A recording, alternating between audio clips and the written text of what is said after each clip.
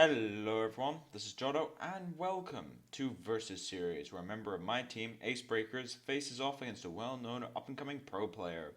This week we have Spiffy from Acebreakers and he is facing off against Zeptinn from Team Sent from Heaven. Now, this is about 4 days late. 4 going on 5. There is multitude of reasons for this, along with the reasons I've been doing weekly this weekend, and it's basically everything possible went wrong. Literally everything. So you may notice that the overlay looks slightly different, and so will the in-game overlay. Now the reason for this is because my computer killed itself. I didn't have to get a new one, but I had to factory restore it, which meant that I lost all my OBS info, and it was miserable, and I had to redo all the overlays, so that was fun. But besides that, we had New Year's and ladder reset on the same day, and Zeptinn, the guest this time, came on and he went for the legend rank 1 thing. He came second, I do believe. He got rank 2. He almost got it, but he came second. And on top of that, Ice Girl was supposed to be on this week, and she couldn't do it the next day. And then Spiffy couldn't do it on Friday, so it ended up being recorded. The games ended up being recorded on Saturday. Then it turned out that my video plugin for OBS, for anyone who knows that much about OBS, you need a video plugin to get videos to broadcast into OBS. And that just refused to work. So it took me about 3 hours to do that, and that's why this didn't go up yesterday, and when it should have. So I've had a bit of a rough weekend when it comes to trying to get this video out. On top of that, I will not be making videos for the next week. Exactly a week. My next video will be out next Monday. Now, the reason for that is because I have 3 exams. So I will be doing 3 exams from Wednesday to Monday. So I'm taking a break from video making, and you'll see the next weekly show out of me on the Monday following this one. But anyway, enough with the excuses. Let's go on to the games. So, on to game 1. Now, we do have Zeptinn opening with Hunter, and Spiffy has opened with Handlock by the looks of it. Now, matchup-wise, I would say the Hunter is advantaged here unless the Handlock draws multiple anti-Keel bots. The reason for that is just because you can rush them down before they get the Moltons. The Hunter's curve is pretty good here, as you just have 1, 2, 3, 4 straight up. So I should imagine this is just going to be curving out. On the Handlock side of things, it's debatable what you go with. I think going, top decking the Ancient Watcher makes that easier. I was about to say maybe Dark Bombing or tapping, but playing Ancient Watcher makes it easier. You can go Ancient Watcher, Coin Drake, and then Sun Fury.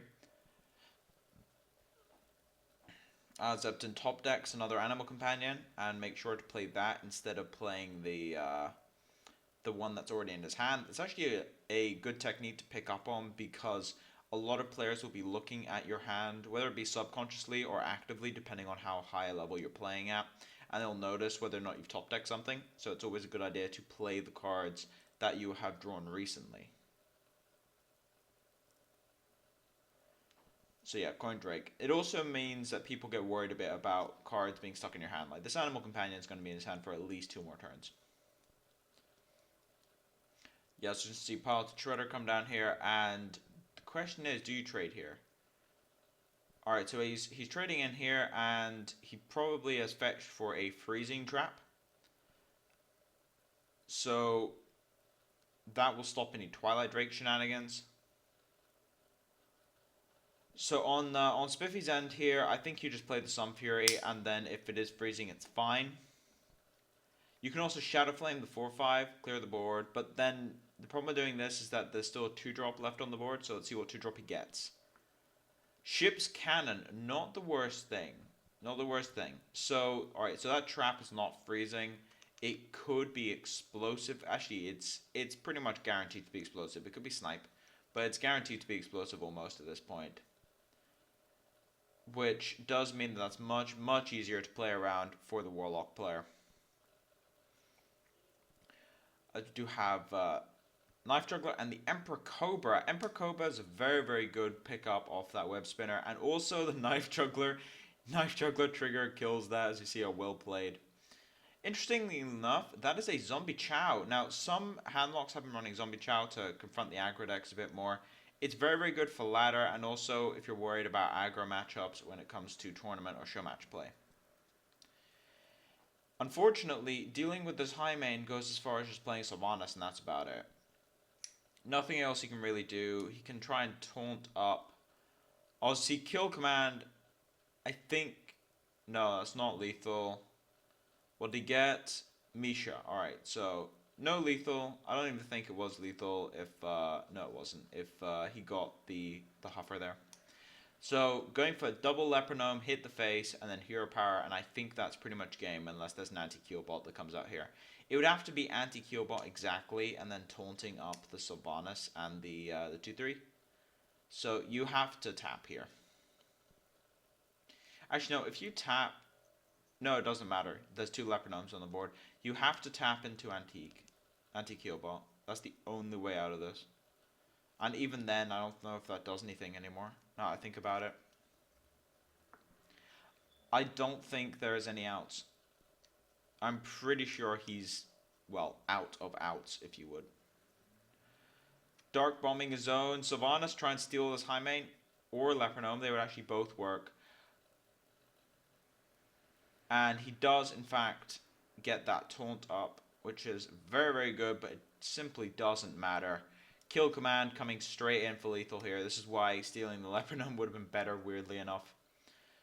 He wouldn't have died on that turn, but even then, his outs were pretty small. He needed to get to turn 9 for that Jiraxxus. So that is going to seal the game for Zeptinn, who takes a quick 1-0 victory early in the series with that Hunter deck.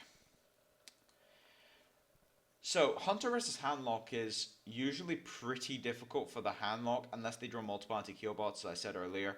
And anti-Keelbot really does make a massive difference. The other thing is turn 1 Zombie Chow can make a huge difference in that matchup. Getting that Zombie Chow on turn 1 is really, really useful. Unfortunately, for Spiffy, he didn't get that opening, and he didn't get the anti-Keelbot when he needed it, so he just straight up died. The anti-Keelbot would not have stalled for long, but the point was that he could have played anti-Keelbot and then done the Sylvanas Dark Bomb play and stolen. If he'd stole the high main, it would have been really good for him. But anyway, moving on to game 2. Just get into this game. Now, this is the Warrior counter into the Hunter. Warrior is very, very good against Hunter. It just is. It heals so much. Shield Maiden in the opening hand, not fantastic, but you'll take it considering you want the Shield Maiden at some point. Big game Hunter, would not be surprised if it gets played out early. However, I have seen Deathwing Hunters. Considering the amount of Hunters you play against on ladder, it's really uncommon. It's only happened to me twice, but it does happen. Some of these do play Boom. Some of them play Deathwing from time to time, so it's often a good idea to hold on to the big game Hunter if you have an option to. Sometimes you have no other play, so you just have to. But yeah, we see the dreaded start of all Hunter players, the Armor Smith on turn 2. Or turn 1 even with the coin. So at this point, yeah, you kill the 2-1, and then you play the weapon, kill the 2-2, and then you can use your Armor Smith to pop the trap as well. Straight up value. Armor Smith gains a lot of health in this matchup. Armor Smiths will often gain 4-6 life sometimes against Hunter because it's so inconvenient to kill. If they don't have a silence for it, it just keeps sitting there gaining life. Because all of their stuff really does increments of damage of 2 or 1. They have to hit it pretty hard with something like Huffer to take it out in one shot, so it only gains 1 life. But then it also absorbed 4 damage, so it really did gain 5. So your Armor Smith, very, very good card in this matchup. Straight up. It's basically like a shield block. As you do see the bow go straight to the face. That trap is worth testing here. I would actually just go ahead, test it. Let's just check it's explosive. So attack face with the Armor Smith maybe, and then... No, actually no, you don't need to. You can just replay. You can do that next turn because you can straight up replay it if it's freezing. It would also be nice if you can test the freezing on a minion as opposed to on his face, because it means that it doesn't set off explosive if there is an explosive. Animal companion, and it is a Misha. Now, interesting, execute. Is there any way of actually enabling that? No, there isn't. So what's probably going to happen here is just attack, test for freezing, and then straight up execute it if it isn't freezing. And if it is freezing, then you just play the execute with the axe. Now, I think you just execute this, and then you attack the face with your axe and play Big Game Hunter. I think that's the correct play here. Maybe even just play Big Game Hunter and don't attack. Now, this Big Game Hunter is basically being played to say, I'm not going to trigger that trap. I'm just not going to. I'm going to use this for trading. This will be a much, much slower game because it looks like the Hunter never really got into a position to go straight aggro. That's generally what happens when there's a Fire War Axe and Armorsmith opening. As you see, the explosive trap triggered for this Harrison Jones, which is going to draw 2 cards, and I think that might be the game. That's pretty conclusive, because this high main, not even the high main is tricky to deal with here. You can just straight up trade with the high main and then play Shield Maiden. Doesn't quite remove it, but there's so much card advantage on the side of the warrior, and he's also playing so many more things that get 2-for-1s. The Hunter's advantage in any matchup is that it can kill you before you play all the stuff that it can't deal with. However, in this particular scenario, that is not entirely true.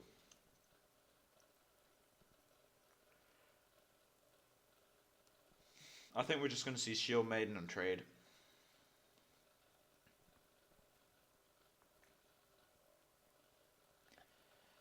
High Main is only going to deal 4, maybe 6 damage to the face here, and the Shield Maiden negates most of it. So the warrior is in a very, very good position moving forward here.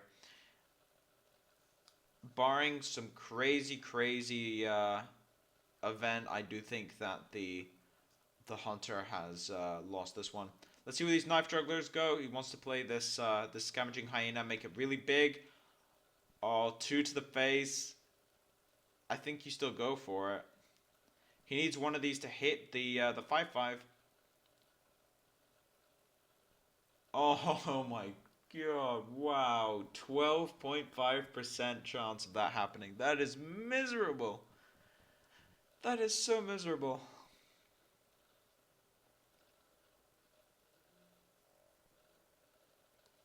It's good to trade one of those hyenas in there, by the way, because it reduces the effectiveness of Brawl slightly. It also reduces the effectiveness of Armorsmith because it means that you've already dealt some of the damage required without there being an Armorsmith on the board. On the minus side of things, you do miss some damage, but then you also get it on your Hyena, which makes it a must-kill threat. So 7 mana, I think what you do here is... Actually, this is an interesting turn. You can go Armorsmith, you could Cruel Taskmaster... I think you could go Armorsmith, Armor Up, Shield Slam. How much mana is that? 5. So you could Cruel Taskmaster the 2/1, Armor Up, Shield Slam the Knife Juggler, and then use the 5 attack Shield Maiden to attack the Hyena, or something in that combination, so you end up with 3 things removed and 2 guys on board. And 3 armor. So yeah, Armorsmith, Cruel Taskmaster, and Shield Slam are pretty good here. I think that's the play. I could also see a Death Spite, but I think the Armorsmith play might be a bit better. Not by much, though. So I'm guessing this is going to be an armor... Actually, is this an Armorsmith or a Cruel Task play? Alright, so he's going for the Armorsmith. The reason I prefer the other one a little bit is because you have a 2/2 on the board as well, and he doesn't have a 2/1. But this one also leaves Death Bite on the board, which is important because your next turns are pretty much locked with Ragnaros or Grommash and also Alexstrasza. I imagine we're going to see an Iron Beak Owl here. Iron Beak Owl Hero Power, try and hit the face some more. There is an Unleash the Hounds. That's pretty dead in this matchup. Unleash the Hounds won't be getting many more than two hounds.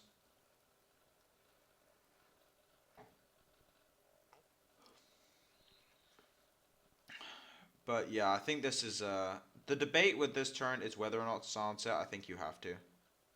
Even though there's still a lot of silence targets left in the deck, I think you have to silence this Armor Smith, although it's going to gain too much life.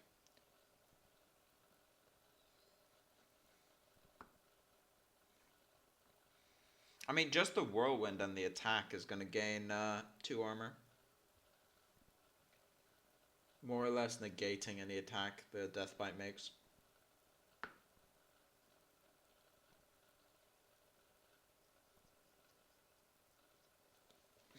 Yeah, he goes for the silence. One way of looking at this is that your Deathbite doesn't... Like, the Deathbite gets extra value, but another way of looking at it is that the Ironbeak Owl did 2, maybe 3 damage straight to the face because it silenced the Armorsmith. I mean, he would have had Cruel Taskmaster, Armor... He would have had Cruel Taskmaster with Armorsmith and the Deathbite, and it would have been absolutely brutal.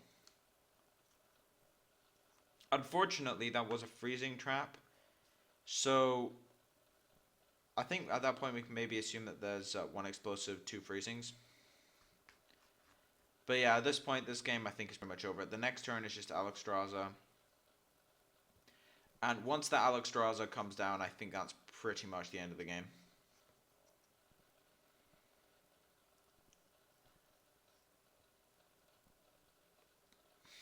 I think the correct play here is actually just attack into the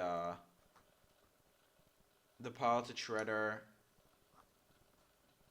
gain some life, take down, see what it spawns, and then depending on what it spawns, choose what you play. I think that's the correct set of plays here.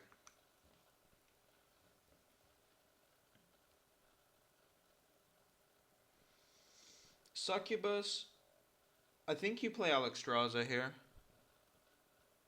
Yeah, you're a bit low. Interesting. Not going for the Alexstrasza.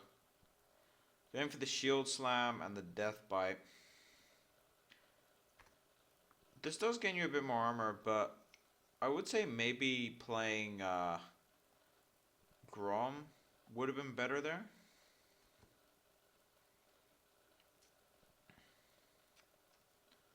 I mean, now we're just going to see... yeah, I think Grom, and then you can armor up again. I think, actually no, I think what the way this is going to go is Alexstrasza or Rag. I'm thinking Rag, armor up, and then hit the 2-1. No, but then you're dead to double kill command, and there's no reason to be dead to double kill command, so just Alexstrasza yourself, and then attack the 2-1.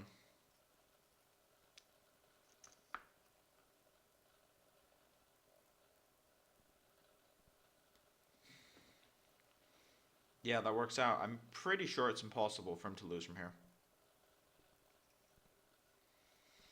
He needs Animal Companion, Huffer, double Time Rewinder to even start. That'd be 12, 14 damage, but you can't play all of that in one turn. Huffer, Time Rewinder, Huffer, Time Rewinder, Hero Power.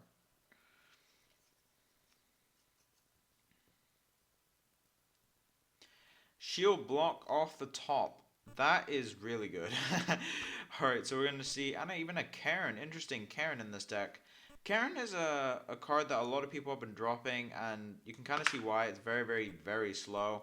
However, it's a good value minion, so it is a bit of a personal preference thing. Very slow, but also against other control decks, there's a lot of value to be had in the Karen. I mean, this is obviously not a control mirror, but in this particular situation, pretty much anything substantial would be good.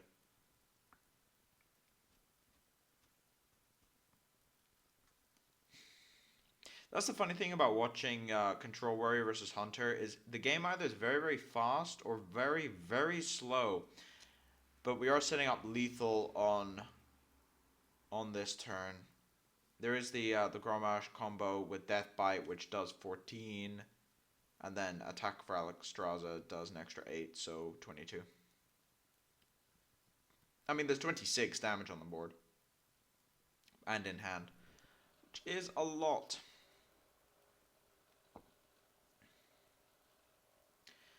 There's also no way of killing the Alexstrasza. The best way you can reduce damage here is actually Unleash, Kill Command, Reversal Switch to make it a 1-8. And that's game.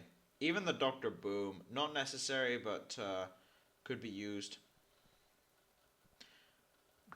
But yeah, there's lethal straight there.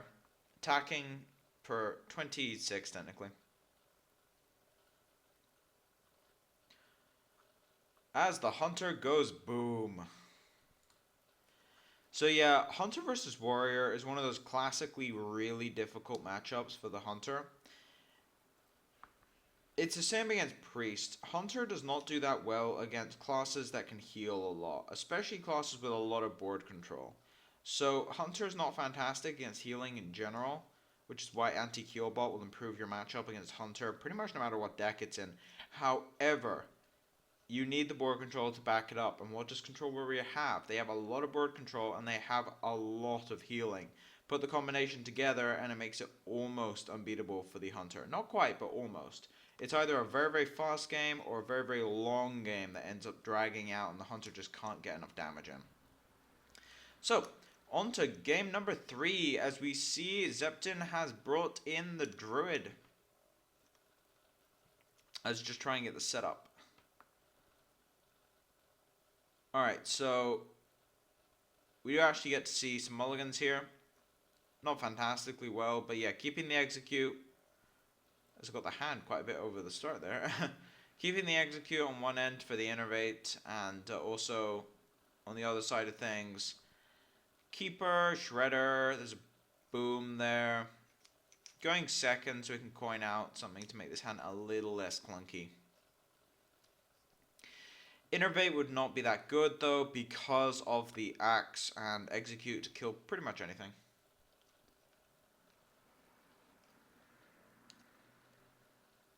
Now, Druid versus Warrior is one of those matchups which is probably going to go long. And one of two things can happen. Three things. Either the game ends on turn 9 because the Druid presents a board position that the Warrior just can't deal with. Or the game goes quite long and the Warrior presents win conditions that the Druid can't deal with. Or even sometimes the game goes long, the Druid does deal with the win conditions and then just overwhelms the combo. So there's lots of different ways this can go. I do think the Druid is slightly favored. I mean, Druid, double combo Druid with Shades can be quite good against Warrior. Very, very difficult to deal with. As we did see a Keeper on that Acolyte. And the Swipe, essentially, well, kind of a 2-for-1. Because there were two cards put in on both sides, but then there was also an Axe trigger used.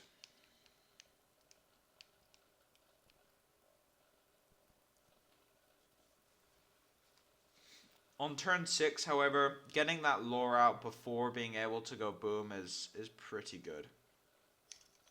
Going lore there was better than playing boom, simply because it doesn't get... I mean, boom is really hard to deal with, so you shouldn't really play it out at a time when they could be dealt with, even if they don't have Big Game Hunter. Because you could take out both of the bombs, and barring some really bad RNG, keep the Belcher, which would then deal extra damage to the boom, and it would make it way less effective than it should have been.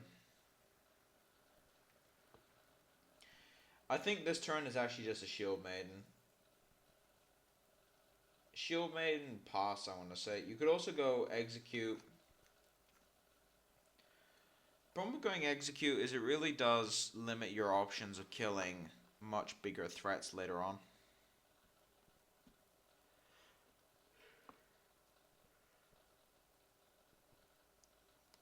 I mean, 5/5 is pretty large, all things considered. However, you don't really know what deck you're playing against, because all you've really seen so far has been Keeper, Swipe, Ancient Allure, and a Wild Growth. So you don't really know what you're playing against.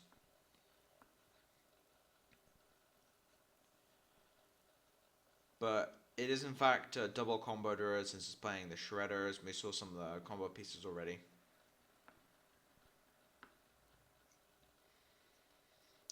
Boom, pretty much the no-brainer play there. Boom actually does have one of those sort of plays to it where it's just like, do you have 7 mana? You play Boom. And it's not always true, but it is actually kind of how it plays out a lot of the time. He's one of those cards where you just play him and you get value. As long as you're not going so far ahead, as long as you're not so far behind that it's just kind of bad, then Boom is almost always good when you have 7 mana.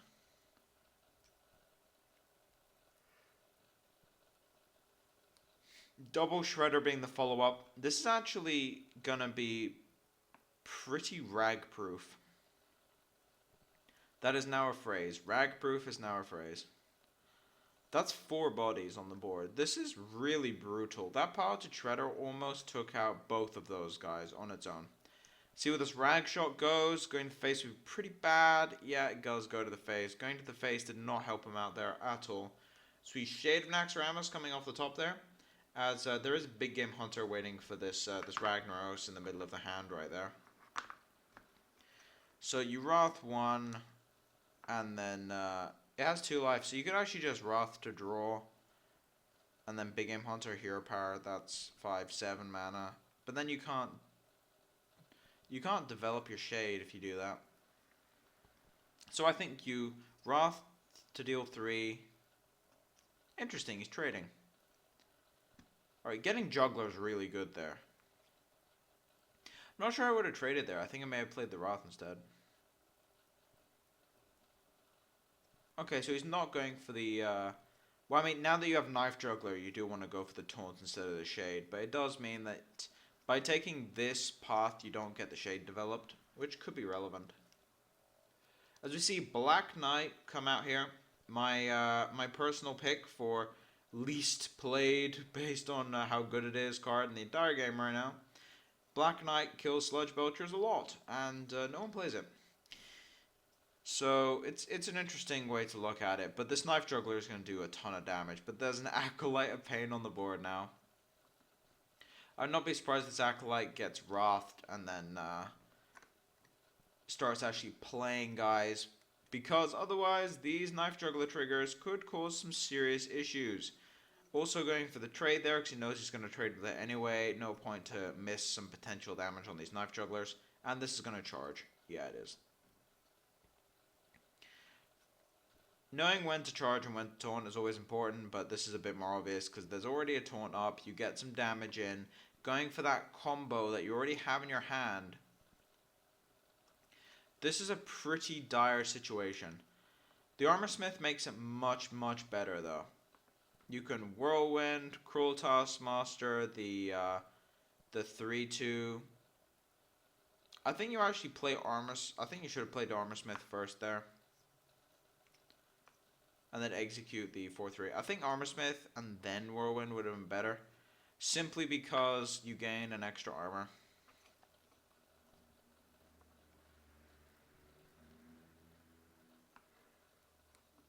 And that's a Ragnaros. The problem with this play is that you don't really have much left. That's the entire warrior's hand straight down. Dealt with that rag, and now the druid is presenting threats that it just can't keep up with. As we could see a Druid of the Claw to kill the 1/4, we could see a rag. There's already been a big game hunter played. That's a bit weak to execute though, so that could present a problem.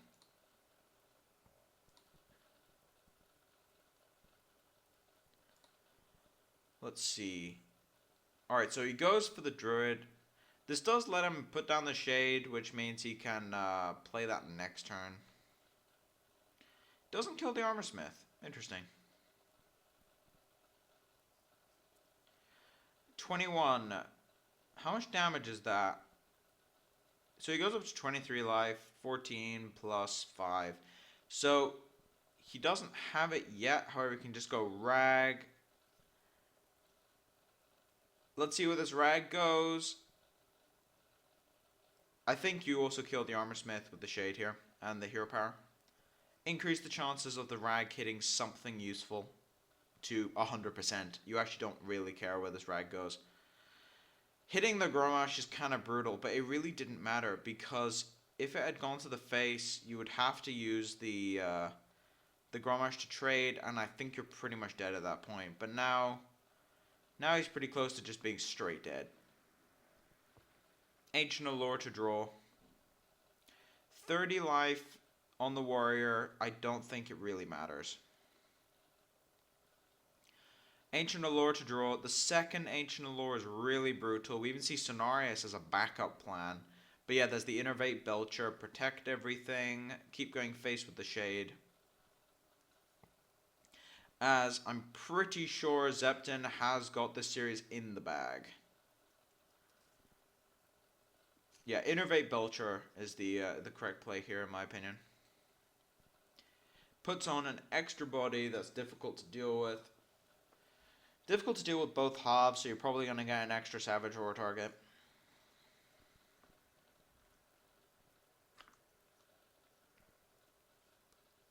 As the Rag hits the Cairn, which is actually good for Spiffy here.